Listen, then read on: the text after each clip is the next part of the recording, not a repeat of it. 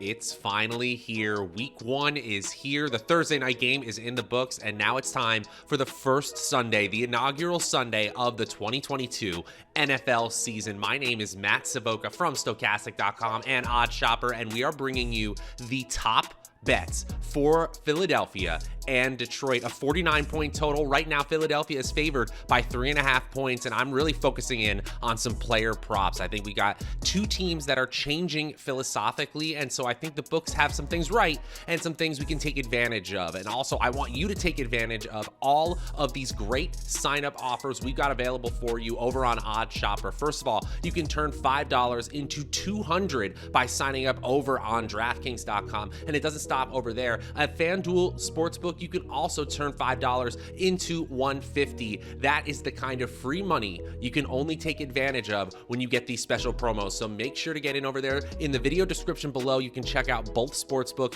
FanDuel, and DraftKings, and we'll be showing you some of the best plays on OddsShopper. Okay, Philadelphia and Detroit. Let's dig into this one. We'll start in the Philadelphia passing game. I believe that the Philadelphia Eagles are going to pass much more often than they did last year, but I don't think the beneficiary is going to be tight end Dallas Goedert. So currently sitting at 48.5 receiving yards. I'm going under there, even if it's juiced a little bit down to the under, minus 115.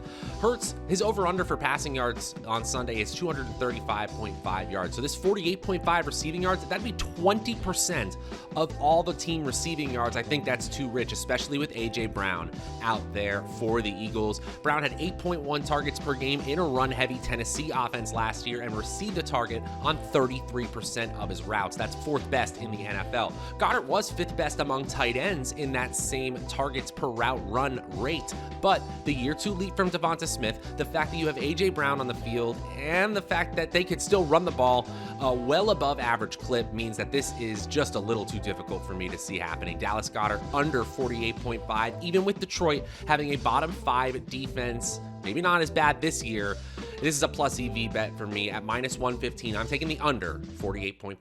Now we flip it over to the Detroit side of the ball. I don't think Jared Goff is going over 22.5 pass completions. I'm going under 22.5 at minus 115. Last 6 games for the Detroit Lions, 14 completions, 21, 25, 23, 21, 21. So even if he goes over, he's barely going over that 22.5 line. The ceiling is like 1 or 2 above, and the floor is 10 below. Everyone loves this Hard Knocks squad. The Detroit Lions are easy to like, but I don't think this year is incredibly different than last. Goff isn't suddenly going to become a super competent quarterback, even with the plethora of skill position talent they've put around him, and TJ Hawkinson, DeAndre Swift, DJ Chark, and soon to be Jameson Williams as well. I don't think he's going to get at anywhere near what we think these prop lines show he's going to get in the passing game. He hit 290 passing yards exactly twice after week 1 last year. He was ranked outside the top 20 in red zone accuracy, deep ball accuracy, clean pocket accuracy, pass yards, and yards per attempt.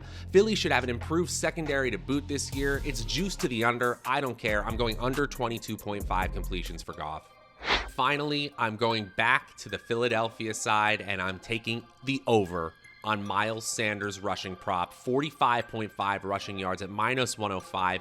The man averaged 62 rush yards per game last year, and Philadelphia, while I don't believe they're going to be the most run-heavy team in the NFL like they were last year, I still think top 10, top 12 is very much in the range of outcomes for this team, and Sanders should be a huge beneficiary that way. He was 3rd in the NFL in yards per carry last year, and the offensive line across the industry is rated as one of the top, if not the top, offensive lines in the NFL.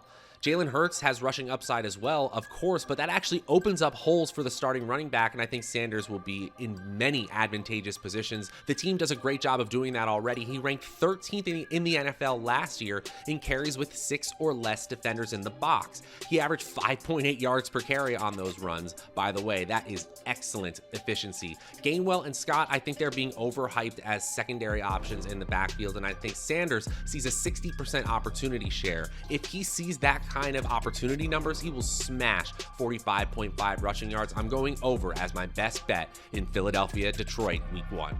And that's going to do it, guys. My top 3 bets for the Eagles and Detroit Lions in week 1. It's going to be such a fun week of games. And if you want to watch videos just like this, make sure to subscribe and like the Odd Shopper channel. We've got so many great opportunities to win money here, so keep it right here. We'll be back soon for Odd Shopper. I'm Matt Savoca. We'll see you guys later.